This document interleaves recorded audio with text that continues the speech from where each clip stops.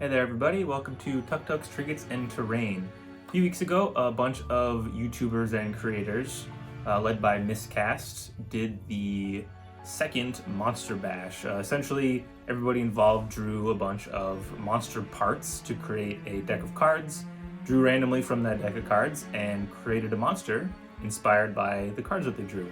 Everybody involved did a really awesome job, created some really cool looking things, but they made the cards available for everyone to download and invited others to create their own Monster Bash. So I downloaded the cards, printed them out, tried to shuffle this just absolutely massive amount of cards, and ended up creating the techno mutant snail thing here. It was super fun. I had never done anything like this before, but it was a really awesome challenge to sort of randomly get the monster parts and try to make something. So I'm gonna walk you through the process of how I created this monster, and I hope you enjoy. To begin with, I needed to draw the cards, and I tried to make this as transparent as possible. Use this big tub here to mix the cards together since it was basically impossible to mix them by hand. I put them in these sleeves to make them a little more sturdy rather than just flimsy pieces of paper. And then I got to work drawing some cards. I got a good variety here. Gear 1 kind of threw me for a loop right off the bat, but other than that, I got a really good selection of some cards. Then I set about gathering all the supplies I was going to need. For this card, it kind of reminded me of a shell, and so I thought maybe I could make like a snail sort of creature. I ended up buying these shells off of Amazon. I didn't really have anything on hand that I could use. For the eye here, I just grabbed a clear marble. For the legs, I found these giant crickets at the dollar store. Figured I could use these legs. And then for the claw, like the dinosaur claw, I didn't really find anything on hand and at like the dollar store, Goodwill or anything, so I grabbed these little clips here, and I figured I could use the little prongs to make into some sort of claws. This card I read is sort of fur, so I had this leftover fur from a costume I think I was going to use. For the gears, I found this Skylanders toy. You can see the base has some great gear texture. For the cloth here, I have this little canvas bag I was going to use, and then for everything else, I am going to use the Crayola air dried clay as sort of the foundation for everything. Next, I had kind of no idea what a snail looked like, or at least the details, so I found this picture online of this giant snail, which I had no idea existed. But you can see that the shell sort of sits near the back, and it has this kind of really neat, almost scaly texture to it. So I grabbed my clay and built out the body and sort of just smooshed the shell down onto it. I did stuff some aluminum foil in the shell to give it some strength. I wasn't sure how fragile this was going to end up being. For the front here, I figured I would raise the body up and sort of set the eye on top of that rather than have it long and flat. And I actually noticed on my grasshopper toys here that the neck sort of has this texture of the snail that I was looking for. So I cut that up, and you can see just by pushing it into the clay, I get that really awesome texture. Next, I set about working on the eye, and my idea here was to paint the back of it, the piece that would be inside the eye. I really like the look that it gives when you paint on the inside, but what I failed to take into account was the refraction that a sphere would give, and so you can see it just completely blows out the pupil that I had painted on the back side. But I remember that I got these flat beads from my latest Dungeon Crate unboxing, and just to save myself some hassle, I just used a Sharpie to paint the pupil in. You can see that that gives it a nice look. It doesn't refract it too much. Next up, I clipped off the sort of prongs on these clips that I was going to use for the claws. And my idea here was to sort of lean into the technology portion of the monster here. I used the open flame to gently melt the claws with proper ventilation and a mask and all that good stuff. You don't want to be breathing in melted plastic. But I just set the piece in the flame and then just bent it gently into a roughly 90-degree angle to make this sort of claw-looking thing here. And I did that with all 4 prongs. I figured I was going to use 4 legs. You can see I cut off all the legs from the grasshoppers here. Next, I cut off the very last sort of piece on the leg with the idea that it was replaced with the metal claws. And I just hot glued that on and then sort of gave the impression that it was lashed on with some twine here. Again, just sort of giving the impression this creature has been enhanced in some way. Next, this toy came easily apart. I just wanted the base, and then I actually clipped off these large gears on the side as well. Figured I could use those. And then you can see here, I just used more clay to embed the eye in the top, and I added some little antennas like an actual snail has to give it that look. Light kind of blows it out, but you can see the people in there. After that, I used more clay to sculpt the legs into the front of the snail here. Used this little tool with the grasshopper texture on it to mesh everything together. I also added some of the smaller legs just to give it some more variety. And this is what I ended up with. It's pretty messy right now, but we're going to cover it up with some of our other features later. You can see here on the sides of these big gaps.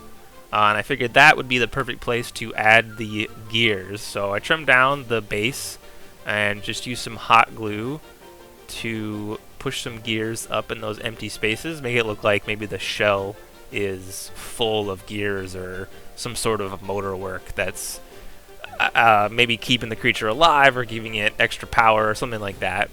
And then the same thing for the other side here, with a little bit of a bigger chunk of that gear base from the toy. And then those bigger gears I glued up onto the side so they were more prevalent. You could see them easier than these gears that were sort of tucked up underneath the shell. Making sure my gears interlock so they at least make some sort of sense. After a black base coat, I set about with a brown base coat. And while I'm doing this, I want to take the opportunity to remind you to please subscribe. The channel at the time of posting is almost at 50 subscribers, so I'd really like to hit 100. It's my goal. I'd like to do maybe some sort of giveaway once we hit 100. So make sure you like the video, write a comment, share the video with your friends that might enjoy it. Make sure more people see it, and we can maybe get to 100 subscribers.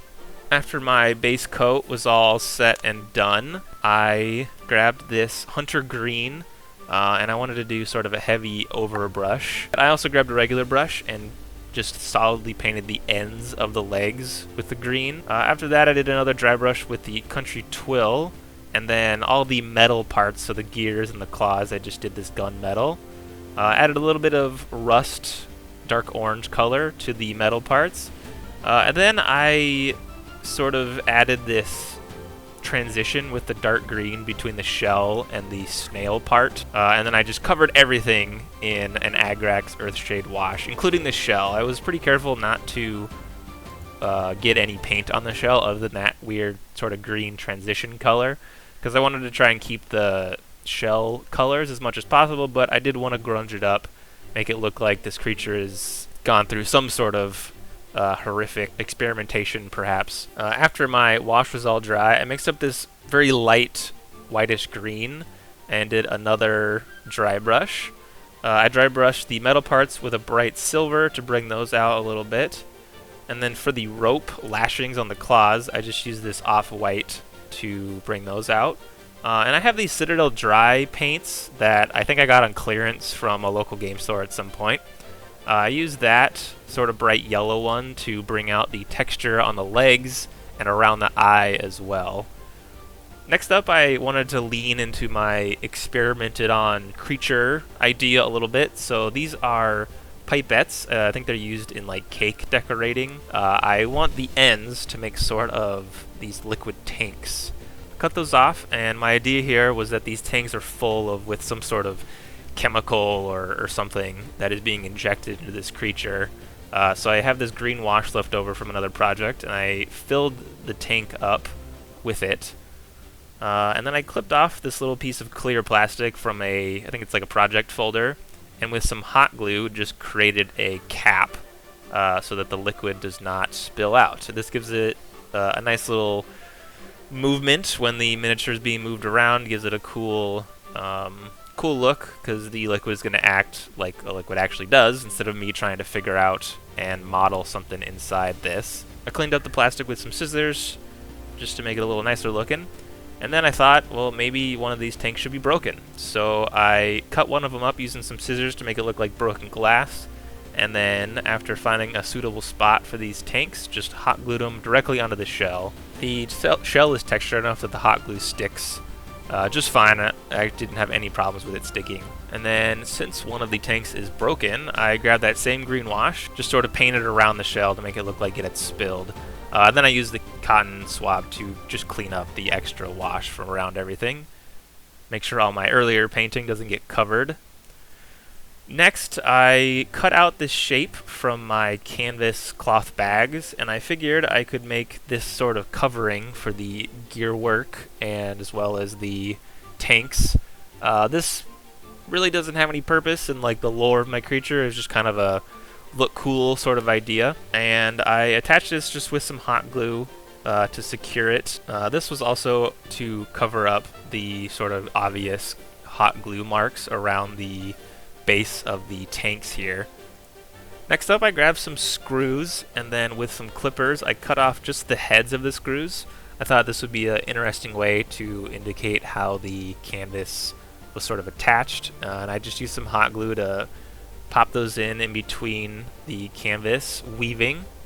I used some scissors to rough up the canvas as well to make it a little more ragged, and then saturated it all with a 50-50 mixture of white glue and water. I added some rust color as well as some green wash and brown wash to grunge up everything since it is directly under those broken tanks. And this is everything after it dried. You can see I get a nice color variation with everything. You can still see the gears underneath with the remove pieces that I did. Next, I set about prepping my fur. So I didn't really have a great idea for this, but I thought I could use it to cover up all my poor modeling mistakes or where the glue was very obvious. So I grabbed some glue and just using my paint water, mixed that up, just a 50-50 mixture, and saturated this cloth with the intention of stiffening it up. I then just applied just a straight white glue on top and sort of mashed that into the glue.